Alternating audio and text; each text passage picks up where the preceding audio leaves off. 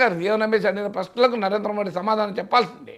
Sir sir ఇక తెలంగాణ విషయానికి వస్తే తొలిసారి అసెంబ్లీ పాయింట్ ముందు మాజీ సీఎం కేసీఆర్ గారు మాట్లాడడం, ఆయన స్టైల్లో ఆయన వేసిన సెటైర్లు పెద్ద ఎత్తున వైరల్ అవుతున్న అంశం.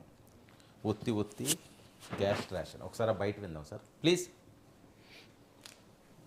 ఇండస్ట్రియల్ పాలసీ ఏమిటి? ఏమి లేదు, బట్టి గ్యాస్ ట్రాష్ పంచరంగం ఈస్మాన్ కలర్ లాగా చెప్పడం తప్ప స్టోరీ టెల్లింగ్ లాగా ఉన్నది తప్ప బడ్జెట్ చెప్పినట్టు లేదు.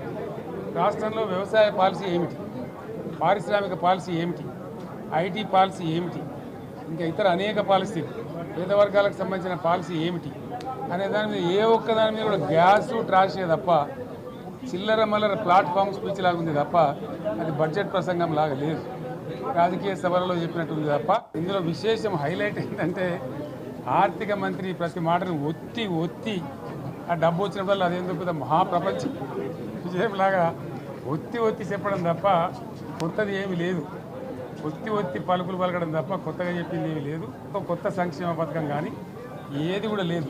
ఒక్క పాలసీ ఇండస్ట్రియల్ పాలసీ ఏమి లేదు. బట్టి గ్యాస్ ట్రాష్ అంటే దాని మీద బట్టి రియాక్ట్ అయ్యాడు. కేసీఆర్కి అర్థం కావాలని ఒత్తి ఒత్తి చెప్పాల్సి వచ్చింది. ఈ ఒత్తి ఒత్తి బాగా వైరల్ అయింది సార్. ఇప్పుడు మనం కూడా ఒత్తి ఒత్తి మాట్లాడాలి. దీనిపైన మన విశ్లేషణ కూడా ఒత్తి ఒత్తి ఉండాలి. ఒక మాటలో చెప్పాలంటే దట్ ఈస్ కేసీఆర్. కేసీఆర్కి ఉన్న ప్రత్యేకత చూస్తలేమ్మా 20 ఏళ్ళుగా. కేసీఆర్ మౌనంగా ఉంటాడు, సడన్గా ఒకసారి వస్తాడు, బాంబు పేలుస్తాడు, పోతాడు. That is unbelievable capacity of KCR. అవును. అయితే ఏం చేద్దామంటావు మరి అన్న ఒక్క మాట అంటే అది కళ్ళు కంపౌండ్లో కూడా తెలియదు కదా. అవును. సో అందువల్ల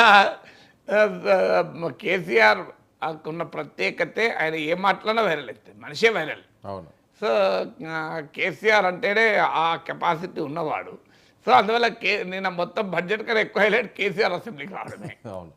కేసీఆర్ అసెంబ్లీకి రావడము, కేసీఆర్ మీడియా పాయింట్ పైన మాట్లాడడము, మళ్ళీ జోవియల్గానే మాట్లాడుతున్నాడు. ఏవి ఆ ఓడిపోయి ఏదో ఆవేదనతో అసహనంతో ఉన్నట్టు ఏం కనబడతలేడు. ఇప్పుడు జగన్మోహన్ రెడ్డి చూస్తే అసలు ఊగిపోతున్నాడు, రగిలిపోతున్నాడు, భరించి ఏ మధుసూదన్ అంటున్నాడు. కానీ కేసీఆర్ ఏమంటున్నాడు, ప్రశాంతంగానే ఉన్నాడు. అఫ్కోర్స్ అనొచ్చు వైసీపీ వాళ్ళు, అక్కడ మన ఇక్కడ అట్లా లేదు కదా అని. ఇక్కడ కూడా ఉన్నది కదా, రోజు మామూలుగా అటాక్ చేస్తాడు రేవంత్ రెడ్డి. విమర్శలు ఎప్పుడూ ఉంటాయి రాజకీయాల్లో, వీళ్ళైనా వాళ్ళైనా. సో అందువల్ల కేసీఆర్ ఒత్తి ఒత్తి పలకడం అనేది వైరల్ కావడానికి కారణం అది. ఎందుకంటే కేసీఆర్కున్న శైలి, భాష పైన ఆయనకున్న గ్రిప్పు, ఒకదాన్ని చాలా ఎఫెక్టివ్గా చెప్పగలిగే సామర్థ్యము, సో ప్రజెంటేషన్ స్కిల్ మామూలుది కాదు అది. అందుకే తెలంగాణ ఉద్యమం ఆయన మొదలుపెట్టినప్పుడు ఆయన ఇది ఓన్లీ డిప్యూటీ స్పీకర్, ఒక మాజీ మంత్రి, రవాణా శాఖ మంత్రిగా పనిచేశాడు. ఆర్థిక మంత్రి చేయలే, హోంమంత్రి చేయలే.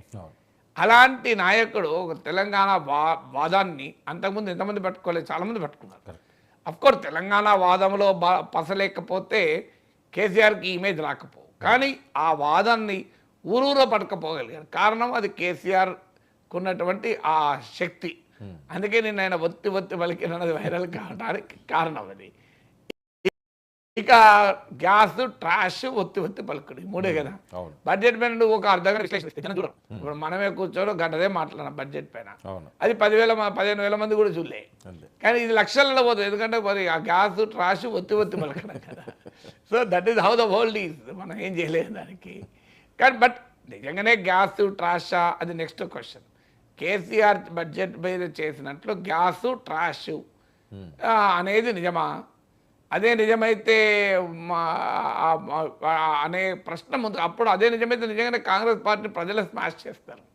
కానీ అది నిజమా అంటే బడ్జెట్లో ప్రతి పాలసీ ప్రకటన ఉండదు. It's not a policy statement కాదు. సో బడ్జెట్లో క్లియర్గా ఫోకస్ లేదని మనం ఆరోపించలేము.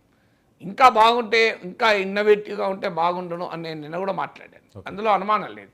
ఇంకా ఇన్నోవేటివ్గా ఉంటే బాగుండును, ఇంకా రాడికల్గా ఒక తెలంగాణ పట్ల ఒక లాంగర్ విజన్ చూపెడితే బాగుండును. ఎందుకంటే బడ్జెట్ ప్రసంగంలో చెప్పాడు, budget is not a collection of numbers but an expression of aspirations అని కోట్ చేశాడు కూడా బట్టి విక్రమార్క. సో అది ఇంకా అడిక్వేట్గా లేదు అనేది విమర్శించవచ్చు. కానీ గ్యాస్, ట్రాష్ అంటే ఎందుకంటే క్లియర్గా హైదరాబాద్ పట్ల ఫోకస్ ఉంది, భారీ ఫోకస్. హైదరాబాద్ మహానగరం, ఎందుకంటే తెలంగాణకు గ్రోత్ ఇంజన్ హైదరాబాద్. తెలంగాణకు రెవెన్యూ ఇచ్చేది హైదరాబాద్. అందువల్ల హైదరాబాద్కున్న ప్రత్యేకత ఏంటంటే హైదరాబాద్ డెవలప్ అయితే తెలంగాణ డెవలప్ అయిపోతుంది ఆటోమేటిక్గా.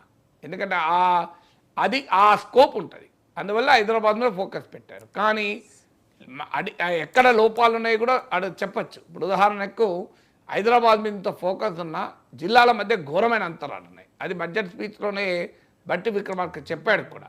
ఇప్పుడు మీకు రంగారెడ్డి జిల్లా తలసరి ఆదాయం 9 లక్షలకు పైగా ఉంది. రాష్ట్ర తలసరి ఆదాయము కేంద్ర తలసరి ఆదాయం కన్నా ఎక్కువ రాష్ట్ర తలసరి ఆదాయం. కానీ 3 లక్షలకు పైగా ఉంటే తెలంగాణ తలసరి ఆదాయం, మీకు రంగారెడ్డి జిల్లా తలసరి ఆదాయం 9 లక్షలకు ఎబో ఉంది. కానీ వికారాబాద్ తలసరి ఆదాయం 1,80,000 ఉంది. అందువల్ల వికారాబాదు రంగారెడ్డి పక్కపక్క జిల్లాలే. కానీ అంటే దాన్ని బట్టి హైదరాబాద్ మహానగరానికి రాష్ట్రంలోని ఇతర ప్రాంతాలకు మధ్య భారీ అసమానతలు ఉన్నాయి. ఇప్పుడు హైదరాబాద్ పైన మీరు కేంద్రీకరించాలి కూడా. ఎందుకంటే సిటీస్ అనేది ఒకప్పుడు లాగా చూడకూడదు.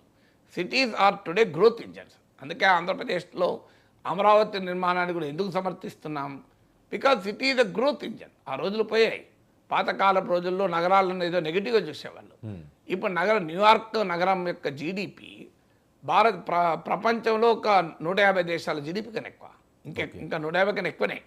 ఒక్క న్యూయార్క్ నగర జీడిపి, ఒక్క ముంబై నగర జీడిపి అనేక దేశాల ప్రపంచంలో బహుశా చాలా దేశాల జీడిపి కన్నా ఎక్కువ. సో అందువల్ల దానికి ఉన్నటువంటి ప్రత్యేకత cities are certainly growth engines కనుక, సిటీస్ సర్టన్గా ప్రభుత్వాలకు కూడా రెవెన్యూ సోర్స్ కనుక, సిటీ ప్రజలకు ఉపాధి